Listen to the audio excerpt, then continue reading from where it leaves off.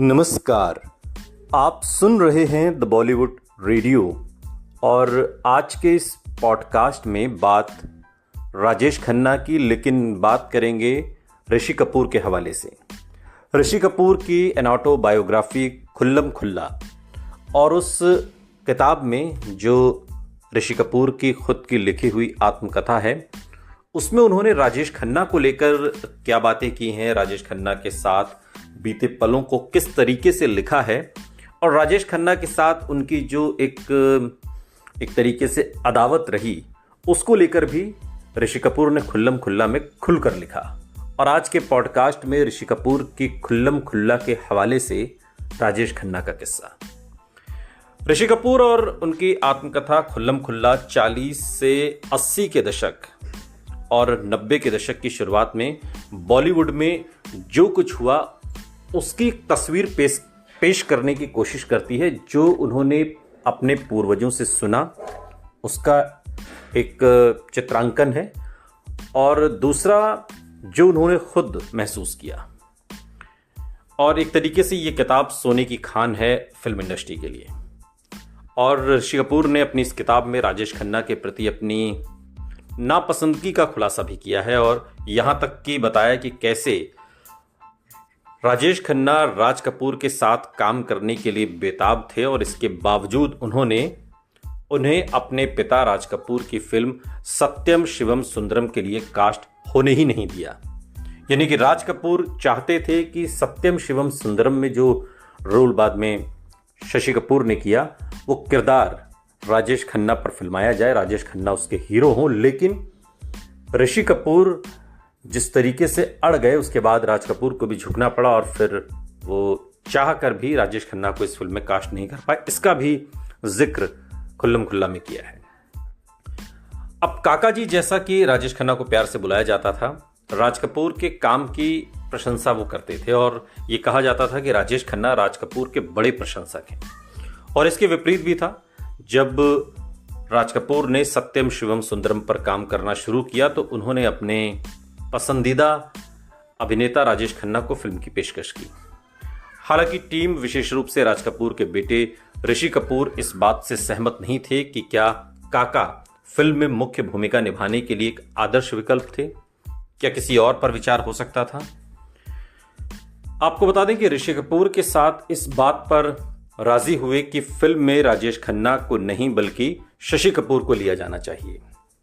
ये बात तय हुई, और ये एक रोज सुबह सुबह जब ब्रेकफास्ट के लिए डाइनिंग टेबल पर सभी लोग बैठे थे, उसी दौरान का ये प्रसंग है जब राज कपूर ने बताया कि शम्मी कपूर भी थे और शशि कपूर भी थे और ऋषि कपूर भी थे कि मैं अगली फिल्म सत्यम शिवम सुंदरम में राजेश खन्ना को ले रहा हूँ। तब जो जीनत अमान ने किरदार निभाया है, उस रोल को बॉबी पर भी विचार हो रहा था, लेकिन हेमा मालिनी पर बात आकर टिक गई थी। लेकिन बाद में खैर हेमा मालिनी भी उस फिल्म का हिस्सा नहीं रही, और राजेश खन्ना भी, जैसा कि हम सभी जानते हैं।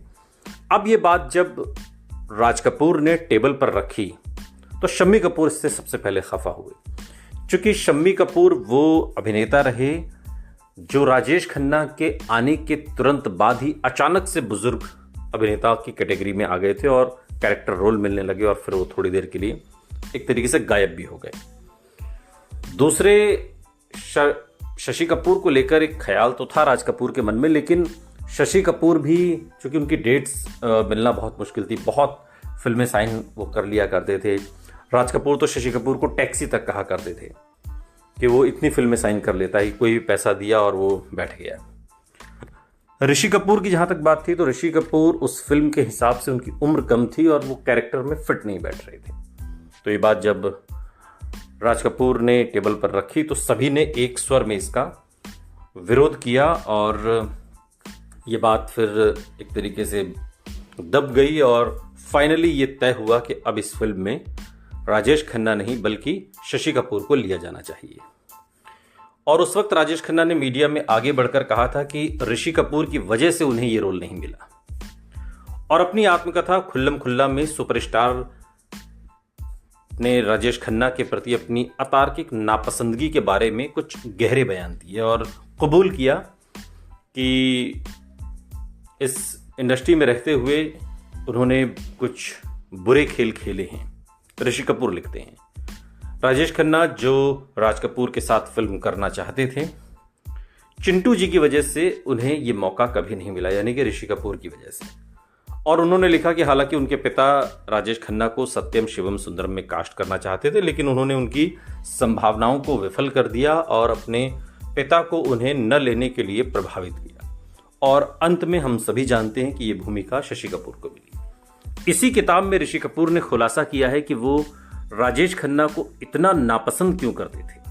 उन्होंने कहा कि उसने मेरी अंगूठी छीन ली और उसने मेरी हीरोइन भी छीन ली, उससे शादी कर ली, तो जाहिर तौर पर मेरे लिए पर्याप्त कारण थे।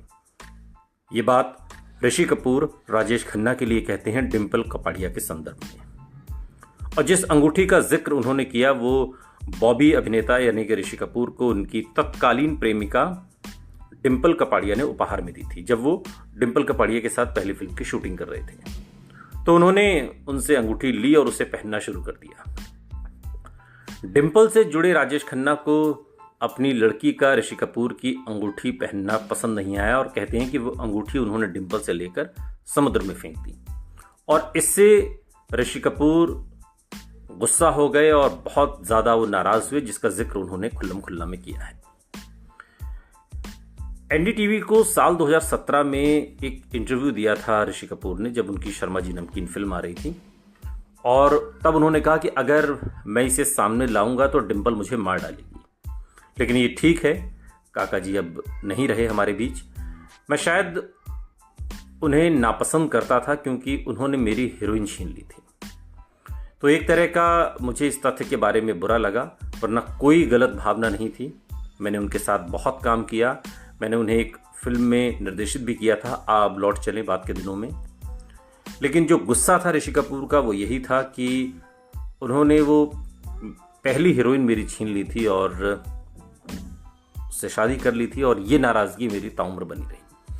बहुत बाद में ऋषि कपूर ने एक तरह की माफ़ी के रूप में राजेश खन्ना को अपने निर्देशन में बनी फिल्म आ अब लौट चले में लिया। हालांकि काका जी उस समय तक शीत युद्ध से उबर चुके थे जो उनके और ऋषि कपूर के बीच चल रहा था, और उन्होंने विनम्रता पूर्वक उस प्रस्ताव को स्वीकार किया। फिल्म आ अब लौट चलें आरके बैनर में काम करने का जो सपना था राजेश खन्ना का जवानी के दिनों से, वो एक तरीके से कहें तो अधेड़ अवस्था में आकर पूरा हुआ जब ऋषि कपूर ने फिल्म को डायरेक्ट किया। और उस फिल्म में ऐश्वर्या राय, अक्षय खन्ना, कादर खान, हम सभी जानते हैं, तमाम सितारे हैं, मौसमी चटर्जी भी हैं इस फिल्म में।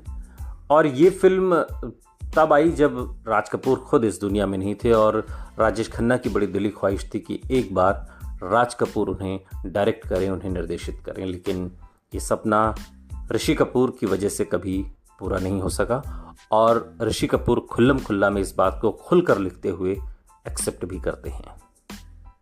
ऐसा भी होता है इंडस्ट्री में। सुनते रहिए द बॉलीवुड रेडियो, सुनता है सारा इंडिया।